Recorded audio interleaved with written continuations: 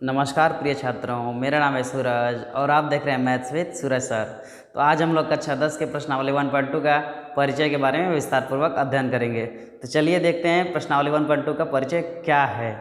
ठीक है, तो प्रश्नावली 1.2 में हमारे पास एक प्रमेय दिया है। प्रश्नावली 1.2 में एक प्रमेय है, प्रमेय 1.2 है। हम लोग इसके पहले प्रमेय 1 पढ़ चुके हैं। प्रमेय 1 क्या था? तो प्रमेय 1 यूक्लिड विभाजन प्रमेयिका था। उसको हम लोग बहुत ही विस्तार पूर्वक पढ़ चुके हैं। यदि आप नहीं देखे हैं तो पीछे वीडियो है, उसे आप जाकर अवश्य देखिए। ठीक है, तो देखते हैं प्रमेय 1.2 क्या होता है। तो प्रमेय 1.2 अंकगणित की आधारभूत प्रमेय है, यानी अंकगणित की मूल प्रमेय है। आधारभूत मीन्स मूल होता है। तो अंकगणित की आधारभूत प्रमेय क्या होता है हम लोग देखते हैं। तो प्रत्येक भाज्य संख्या को अभाज्य संख्याओं के एक गुणनफल के रूप में व्यक्त किया जा सकता है। यानी कोई भी यदि भाज्य संख्या हो तो उसे हम लोग अभाज्य संख्याओं के गुणनफल के रूप में उसे हम लोग व्यक्त कर सकते हैं। ठीक है, आगे चलते हैं। तथा यह गुणनफल अभाज्य गुणनखंडों के आने वाले क्रम के बिना अद्वितीय होता है। अद्वितीय मीन्स अकेला होता है। ठीक है, तो एक उदाहरण के द्वारा हम लोग समझते हैं क्या कह रहा है। तो इसका कुल मिला के अंकगणित की आधारभूत प्रमेय यही होता है कि यदि कोई भाज्य संख्या हमारे पास दी गई है तो उसको हम लोग अभाज्य संख्याओं के गुणनफल के रूप में लिख सकते हैं। ठीक है, तो देखते हैं कुछ एग्जाम्पल के द्वारा। जैसे हमारे पास पहला एग्जाम्पल है 30। तो 30 का यदि हम लोग गुणनखंड करेंगे तो हमारे पास क्या मिलेगा?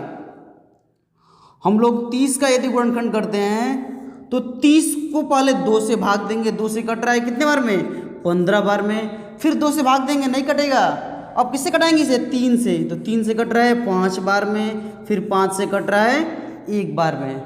तो क्या इस 30 को हम लोग क्या लिख सकते हैं? 30 बराबर लिख सकते हैं 2 गुणे 3 गुणे 5। 2 गुणे 3 गुणे 5। तो चेक कर लीजिए, 30 एक भाज्य संख्या है और इसको हम लोग अभाज्य गुणनखंडों के रूप में, अभाज्य संख्याओं के गुणनफल के रूप में व्यक्त कर दिए हैं। अब यहाँ पर ये कहा जा रहा है कि इनका क्रम आगे पीछे हो सकता है, इसमें कोई घबराने की बात नहीं है। ठीक है, अगला एग्जाम्पल देखते हैं। अगला एग्जाम्पल है हमारे पास 40। तो 40 का यदि हम गुणनखंड करेंगे तो 2 से ये 20 बार में कट रहा है, फिर 2 से ये 10 बार में कट रहा है, फिर 2 से ये 5 बार में कट रहा है, फिर 5 से ये 1 बार में कट रहा है। तो हम इस 40 को क्या लिख सकते हैं? 40 को लिख सकते हैं 2 गुणे 2 गुणे 2 गुणे 5। यानी इस 40 को हम लोग 2 गुणे 2 गुणे 2 गुणे 5 लिख सकते हैं। अर्थात 40 हमारे पास एक भाज्य संख्या थी, इसको अभाज्य संख्याओं के गुणनफल के रूप में व्यक्त कर दिए हैं। ठीक है, ऐसे ही एक और एग्जाम्पल देखते हैं हम लोग। 60 है हमारे पास।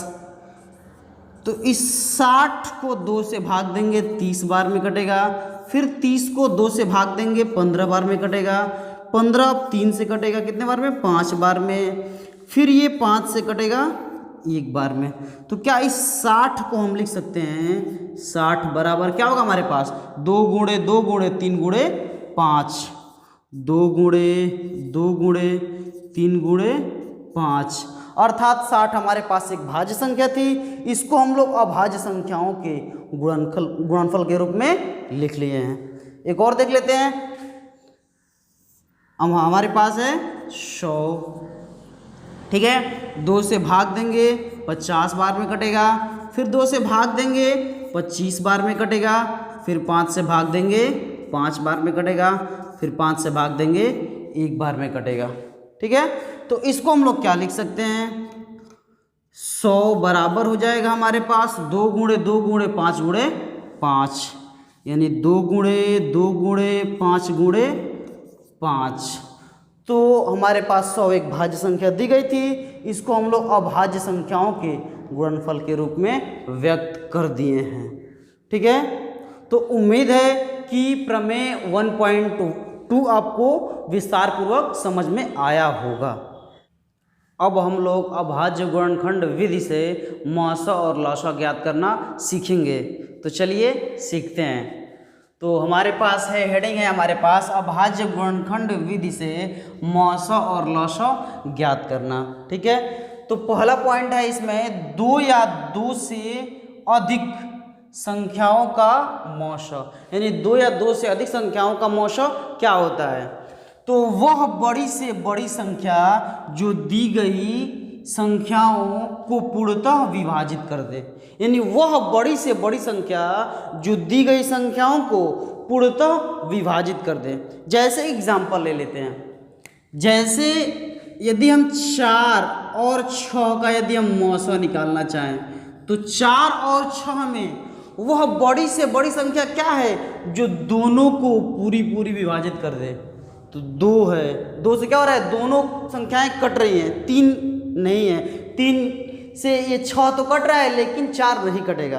अर्थात कह सकते हैं कि 4 और 6 का जो मौसा होगा वो क्या होगा, वो हमारे पास 2 होगा, यानी वह बड़ी से बड़ी संख्या 2 ही है जो दी गई दोनों संख्याओं को क्या कर दे रही है, पूरी विभाजित कर दे रही है। अगला परिभाषा देखते हैं। अगला है हमारे पास 2 या 2 से अधिक संख्याओं का लौसा। ठीक है, तो वह छोटी से छोटी संख्या जो दी गई संख्याओं से पूर्णतः विभाजित हो जाए, यानी वह छोटी से छोटी संख्या जो दी गई संख्याओं से पूर्णतः विभाजित हो जाए। यहाँ संख्याओं को पूर्णतः विभाजित कर दे और यहाँ पर है संख्याओं से पूर्णतः विभाजित हो जाए। दोनों में बहुत अधिक फर्क है। ठीक है, अधिक भिन्नताएं हैं, इन्हें याद रखिएगा हमेशा। जैसे इसके एग्जाम्पल लेते हैं, यदि हम 4 और 6 का यदि लौसा लेंगे तो वह छोटी से छोटी संख्या क्या है जो इन दोनों से कट जाए, जो इन दोनों से कट जाए, तो वह छोटी से छोटी संख्या क्या है हमारे पास, 12 है। 12 क्या हो रहा है, इन दोनों से कट जाएगा, इससे कोई छोटी संख्या नहीं होगी। अर्थात 4 और 6 का लौसा क्या होगा, 12 होगा। ठीक है, तो इनको समझने के लिए हमने यहाँ पर तो डायरेक्ट बता दिया है कि एक में मौसा 2 होगा और लौसा 12 होगा, लेकिन हम लोग इसको अभाज्य गुणनखंड विधि द्वारा कैसे ज्ञात करेंगे, इसे एक उदाहरण के द्वारा हम लोग समझते हैं। ठीक है, तो उदाहरण है हमारे पास अभाज्य गुणनखंड विधि द्वारा 12 और 20 का मौसा और लौसा ज्ञात कीजिए। यानी हमें अभाज्य गुणनखंड विधि द्वारा 12 और 20 का मौसा और लौसा ज्ञात करना है। तो सबसे पहले क्या करेंगे, हम इस 12 और इस 20 का अभाज्य गुणनखंड ज्ञात करेंगे। तो ज्ञात करते हैं। 12 में यदि हम 2 से भाग देंगे 6 बार में कटेगा, फिर 2 से भाग देंगे 3 बार में कटेगा।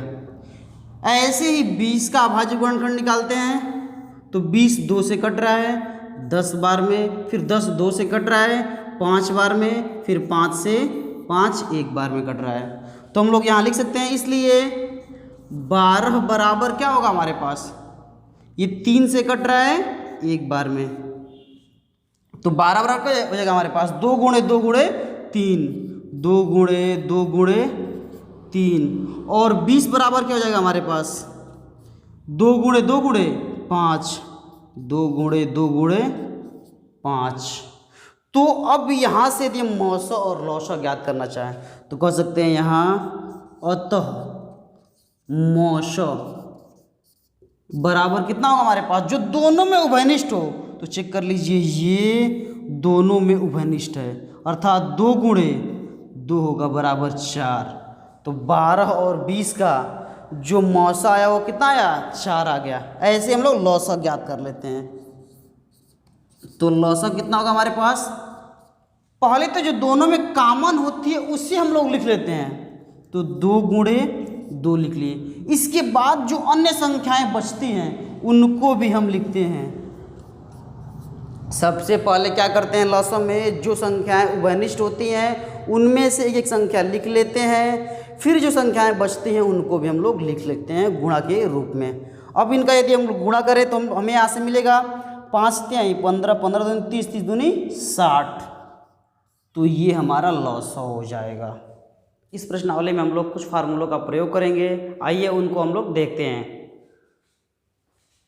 तो हमारे पास महत्वपूर्ण सूत्र में पहला फॉर्मूला है दो संख्याओं का गुणनफल, यानी दो संख्याओं का गुणनफल क्या होता है, तो उनका मौसा और लौसा का गुणनफल होता है, यानी दो संख्याओं का गुणनफल बराबर होता है मौसा इंटू लौसा। इसे आप हमेशा याद रखिएगा। दूसरा होता है दो संख्याओं का मौसा, तो दो संख्याओं का जो मौसा होता है वो दो संख्याओं का गुणनफल बट्टा में लौसा होता है, यानी दो संख्याओं का मौसा बराबर दो संख्याओं का गुणनफल बट्टा लौसा। तीसरा फार्मूला होता है हमारे पास दो संख्याओं का लौसा, दो संख्याओं का लौसा बराबर होता है दो संख्याओं का गुणनफल बट्टा में मौसा। ठीक है, तो दो संख्याओं का लौसा बराबर होता है दो संख्याओं का गुणनफल बट्टा मौसा, इसे भी आप याद रखिएगा। अगला होता है दूसरी संख्या बराबर मौसा इंटू लौसा बट्टा में पहली संख्या। ठीक है, दूसरी संख्या बराबर होता है मौसा इंटू लौसा बट्टा पहली संख्या। ऐसे भी हम पहली संख्या, ऐसे ही हम लोग पहली संख्या बराबर भी निकाल सकते हैं, यानी पहली संख्या बराबर निकाल सकते हैं हम लोग मौसा इंटू लौसा बट्टा में दूसरी संख्या हो जाएगी। ठीक है, तो इन फॉर्मूलों को यानी इन सूत्रों को आप हमेशा याद रखिएगा और इस प्रश्नावली में हम लोग इनका प्रयोग करेंगे। ठीक है, यदि आपको यह वीडियो पसंद आया है तो इस वीडियो को लाइक कीजिए और हमारे चैनल को सब्सक्राइब कीजिए और इस वीडियो को अपने सभी दोस्तों के साथ शेयर कीजिए। और यदि आपको इस वीडियो में कोई भी समस्या है, किसी प्रकार की कोई भी समस्या है, तो आप मुझे नीचे कमेंट बॉक्स में कमेंट करके बता सकते हैं, उसका रिप्लाई हम जल्द से जल्द देने का प्रयास करेंगे। जय हिंद, जय भारत।